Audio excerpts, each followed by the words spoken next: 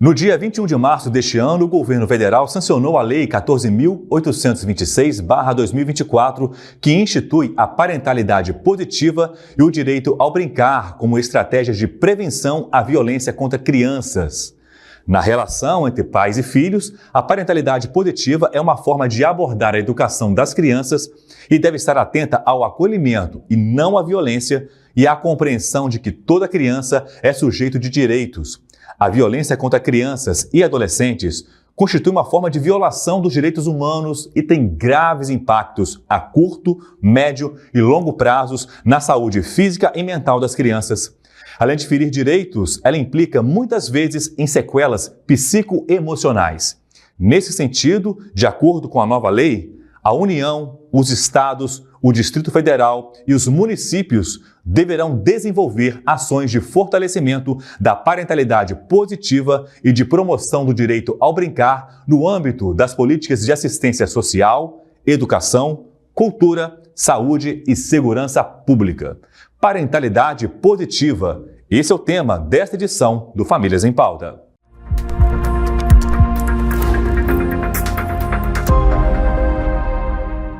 Olá pessoal, está no ar a nova edição do Famílias em Pauta com o tema parentalidade positiva. Para falar sobre esse assunto, convidamos hoje a doutora Lilbiana Arantes de Araújo. Ela é presidente do Departamento Científico de Desenvolvimento e Comportamento da Sociedade Brasileira de Pediatria. Doutora Lilbiana, seja bem-vinda mais uma vez conosco. Muito obrigada, é uma alegria estar aqui hoje. Parabéns à Sociedade Brasileira de Pediatria por trazer um tema tão importante, sempre cuidando das crianças. Muito obrigada a vocês, muito obrigada aos colegas que estaremos agora juntos. Obrigado. Também conosco mais uma vez o Dr. Roberto Santoro, ele é coordenador do Grupo de Trabalho de Saúde Mental da Sociedade Brasileira de Pediatria. Dr. Roberto, obrigado pela participação. É um prazer estar aqui mais uma vez, Leonardo, discutindo um tema tão importante com as doutoras Cecília e Lilbiana. Vamos lá. E conosco pela primeira vez, nossa convidada, a doutora Cecília Retumba, ela é pediatra, ebiatra e membro do Departamento de Adolescência da Sociedade de Pediatria do Estado do Rio de Janeiro, a nossa afiliada, da SBP no Rio de Janeiro. Muito obrigado, doutora Cecília, pela participação e por trazer essa sugestão de tema para nós. Obrigada a vocês por receberem essa sugestão e obrigado por eu estar aqui com colegas tão queridos. Muito obrigado. Então, para começar, a primeira pergunta já faço para a doutora Cecília Retumba. Doutora Cecília, o que essa nova lei da parentalidade positiva traz para a sociedade? Então, essa lei ela é de extrema importância porque ela vem trazer uma parentalidade que se baseia no respeito, no acolhimento e na não violência na educação com as crianças, além do livre brincar. Então, a gente teve o ECA, que foi o Estatuto da Criança e do Adolescente, criado em 1990 para proteger alguns direitos das crianças. Então, antes de 90 não tínhamos nada disso. Depois veio a Lei da Palmada, em 2014, que era uma lei mais de orientação, que é a lei hoje em dia do Menino Bernardo. E depois tivemos em 2022 a Lei do Henri Borel, que foi a primeira lei mesmo, que já tinha um caráter de proteção da criança, como se fosse uma Maria da Penha para a criança, tirar ela de perto do agressor, e punitiva também, a gente conseguindo pela justiça lutar contra esses casos de abusos e negligências. E agora a gente tem essa lei da parentalidade, que é uma lei já de ensino também, Então a gente quer uma criação não violenta para as crianças. Então eu acho que ela é de suma importância para a gente mudar a perspectiva da criação dos filhos no nosso mundo atual. Então eu continuo com a doutora Cecília. Doutora, o que é exatamente essa educação positiva? Então, a educação positiva nada mais é do que a gente olhar a criança como um ser de igual valor, Respeitando aquela criança no neurodesenvolvimento dela adequado para cada idade. Então, você conhecer de neurociência. O outro marco de apoio da educação positiva é o apego seguro, que a gente trabalha com o psicanalista John Bowlby, que traz para a gente mesmo a necessidade do desenho original do ser humano, em ter um adulto cuidador onde ele tem esse apego e se sinta seguro com ele. Um outro pilar dessa educação respeitosa é a gente saber orientar a educação emocional de cada criança, Então você lidar com os sentimentos de uma forma segura, Promover a educação emocional dessa criança. Então nada mais é do que uma educação respeitosa. Obrigado, doutor, pela orientação e explicação. Eu pergunto agora para a doutora Lilbiana. Doutora, quais as principais barreiras que os pais encontram para implementar essa disciplina positiva que a doutora Cecília acabou de falar conosco? Excelente questão. Na verdade, tem muito conhecimento, agora a gente precisa de aplicar esse conhecimento para ajudar as crianças. E quais são as barreiras? A primeira delas é justamente a dificuldade dos pais acessarem esses conhecimentos. Por isso que a gente está aqui hoje, para tornar mais público, mais acessível o conhecimento dessa educação positiva. Então, hoje a gente tem muitos conhecimentos da neurociência que estão sendo publicados numa velocidade muito acelerada, mas os pais ainda não conseguem acessar esse conteúdo, estudar. A falta de tempo dos pais, então pais muito sobrecarregados, com muitas tarefas cotidianas, isso também gera uma dificuldade de parar, de ouvir, de escutar. A pressão social, né, que tem gente que ainda acha que a educação punitiva que é educação, e o modelo que os pais receberam, assim, recebemos um modelo de educação baseada no autoritarismo. Então, para eu remodelar o meu cérebro, para o meu cérebro como mãe, como pai, entender que tem um novo modelo mais adequado, isso também demora um tempo. Entender as questões do efeito da educação baseada no autoritarismo, que pode gerar estresse tóxico, é um dos primeiros caminhos. E a gente olhar para a gente tentar estudar, a gente tentar aprender, tentar discutir com famílias que aplicam essa educação positiva e criar redes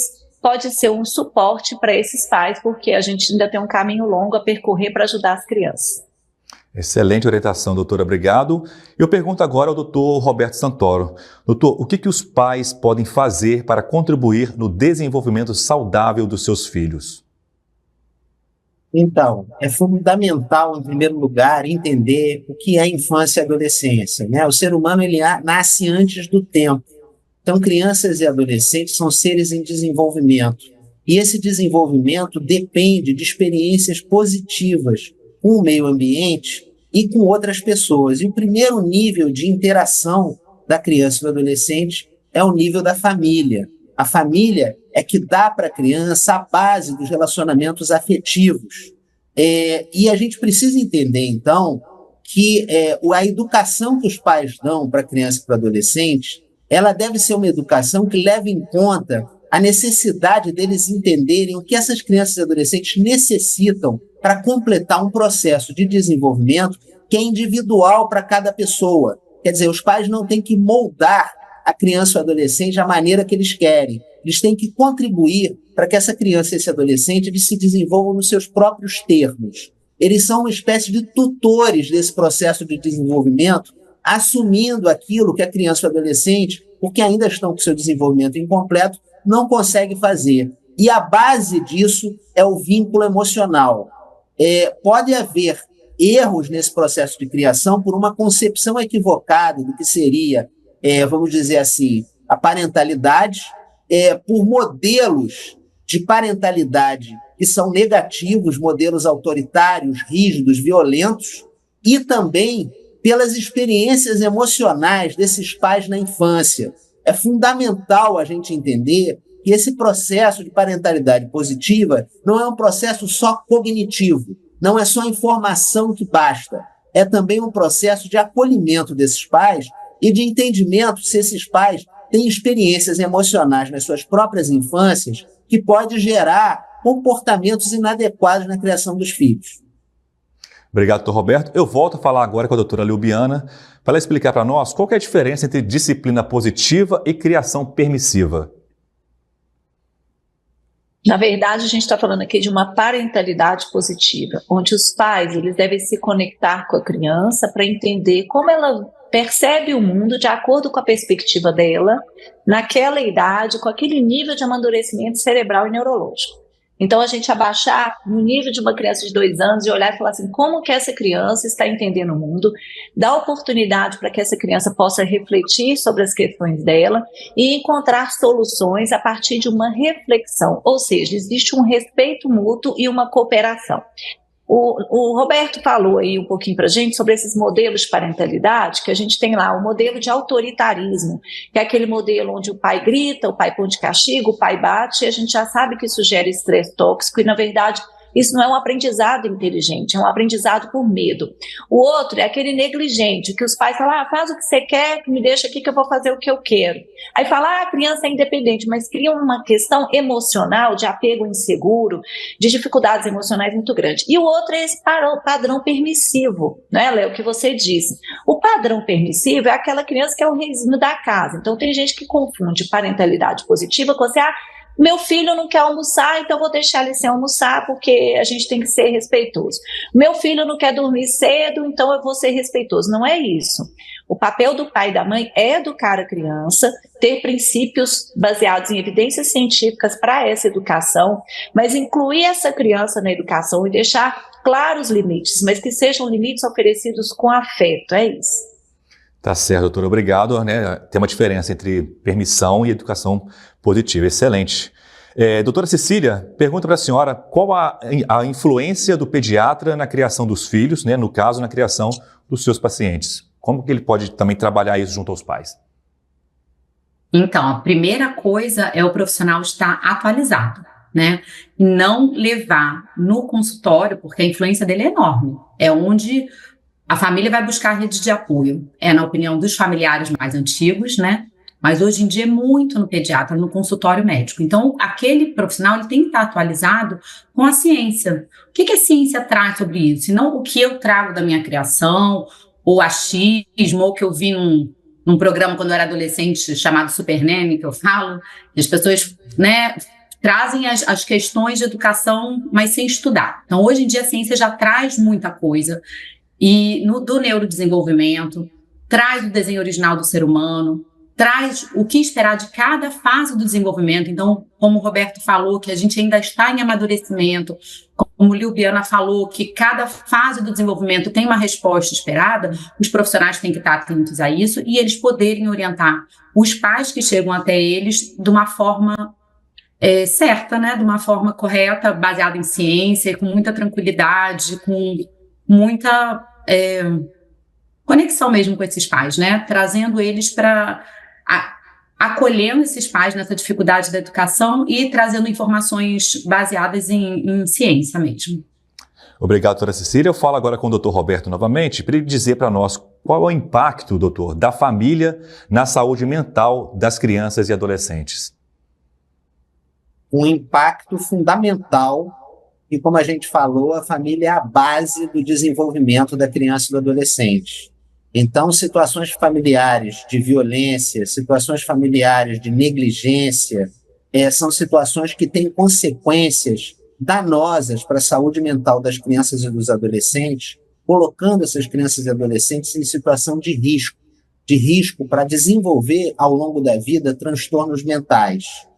Por isso é tão importante a gente pensar na questão da educação das crianças e dos adolescentes e do ambiente familiar saudável para que esse desenvolvimento se dê de uma maneira em que a criança e o adolescente tenham condições de desenvolver saúde física e saúde mental, né? E essas experiências negativas, elas acabam marcando o desenvolvimento do cérebro da criança e do adolescente e criam uma espécie de cicatriz, né, ou de marcas que depois podem eclodir mais à frente como transtornos mentais.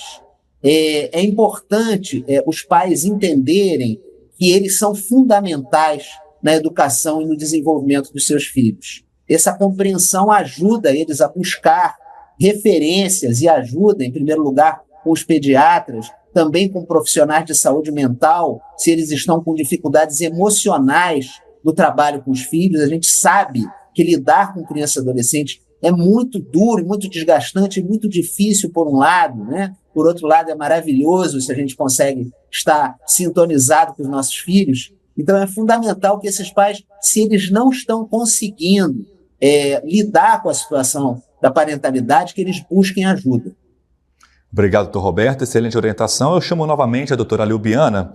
Doutora, explica para nós como que o cérebro reage à disciplina positiva. Excelente questão. A gente entendendo o cérebro, fica mais fácil da gente se esforçar. O cérebro da criança está sendo construído, ali é como se fosse o altar que vai ser o alicerce para o resto da vida.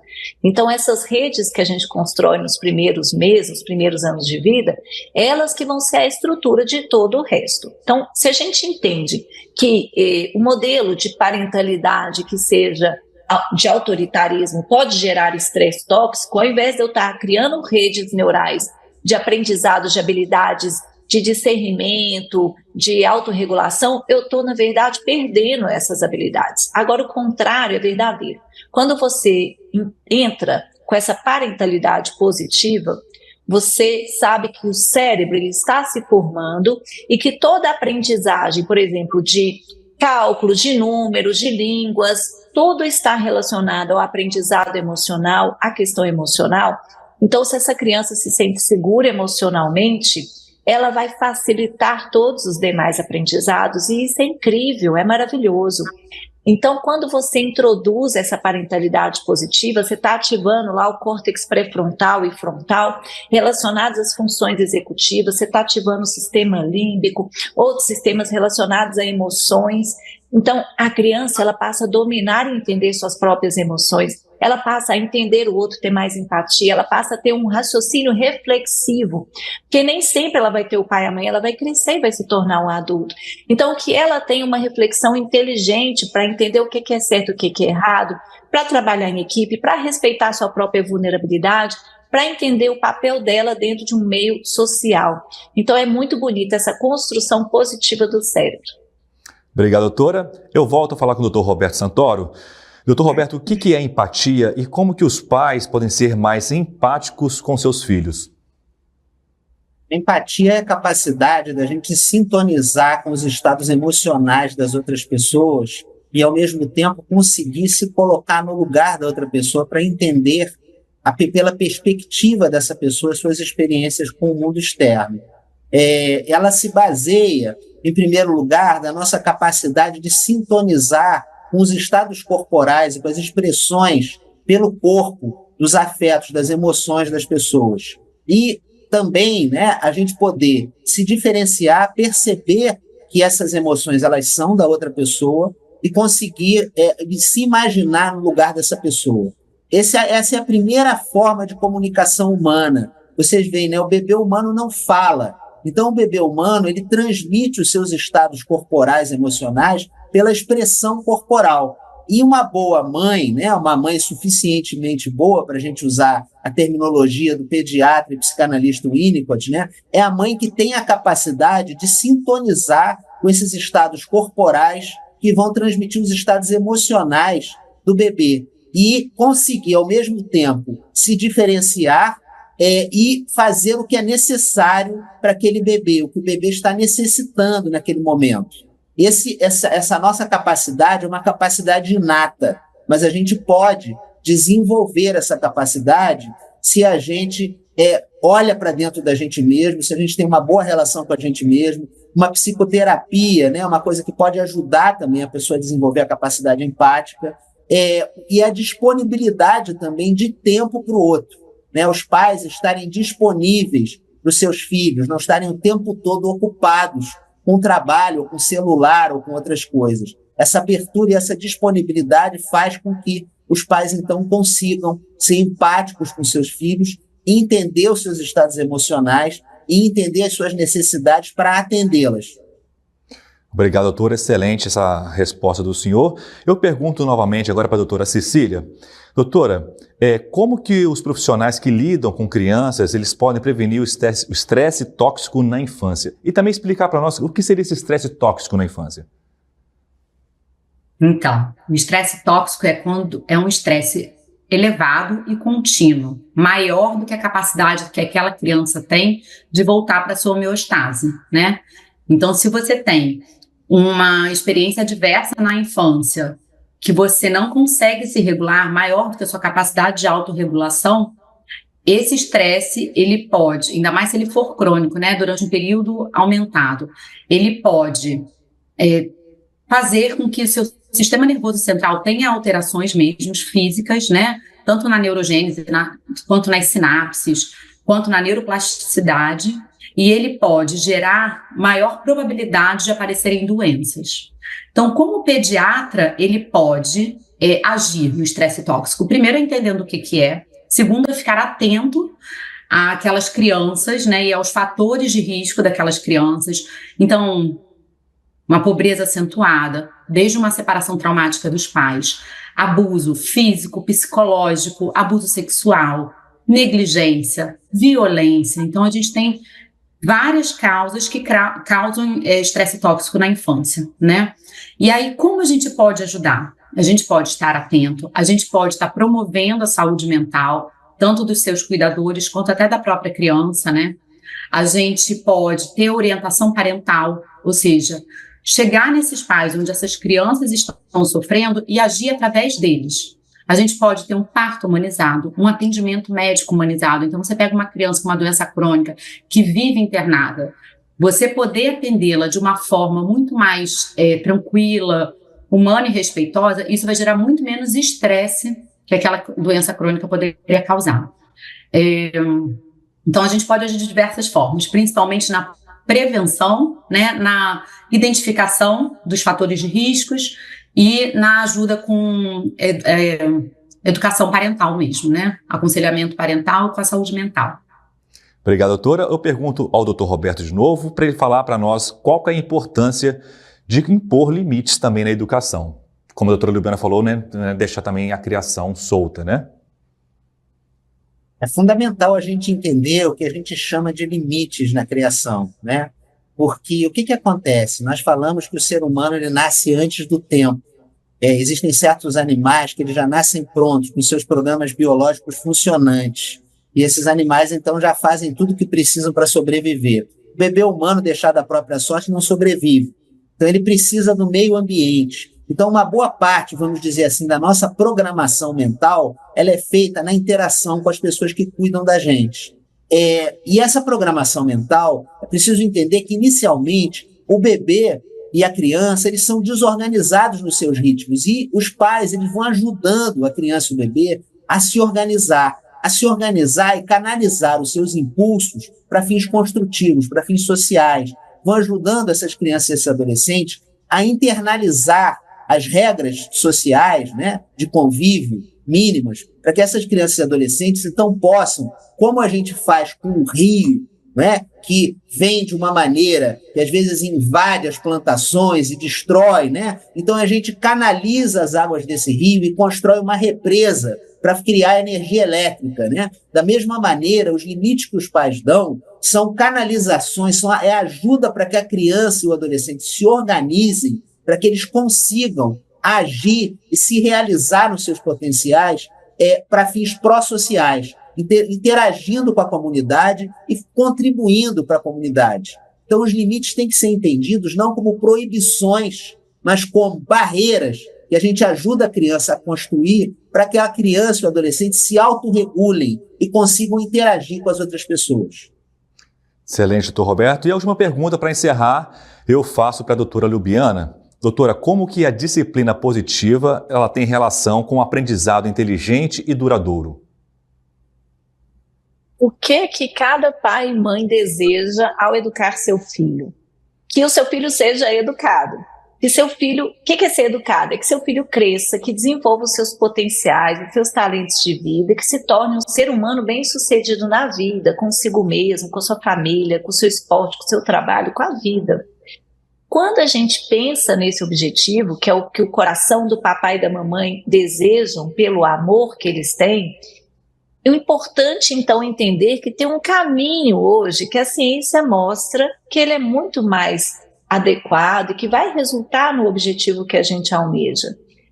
Quando a gente aplica essa parentalidade positiva, a gente consegue fazer com que o cérebro, com hormônios do prazer, consiga desenvolver conexões mais fortes e mais duradouras, que vão, então, seguir o resto da vida dessa criança, quando ele ficar adulto, quando ele ficar idoso. Então, se a gente sabe que o poder da conexão, de olhar nos olhos, de entender a criança dentro do ponto de vista dela, de dialogar com ela, ao invés de, muitas vezes, a criança está lá fazendo alguma coisa que o pai considera errado. Por exemplo, minha filha um dia pegou e jogou um tanto de purpurina no chão. Eu cheguei no quarto e falei, gente, aí eu pensei, né? Falei, ô filhinha, por que você fez isso? Ela, mamãe, você achou lindo? Foi a surpresa que eu fiz para você. Então, da perspectiva dela, ela estava fazendo algo incrível. E se eu já a tolhisse ali, por exemplo, eu já ia gerar nela, poxa, assim, um desencontro. O que está acontecendo? Eu estou querendo fazer uma coisa legal e minha mãe não gostou. Então, você vai cerceando a iniciativa, cerceando a empatia, a capacidade, né, de amor e de conexão.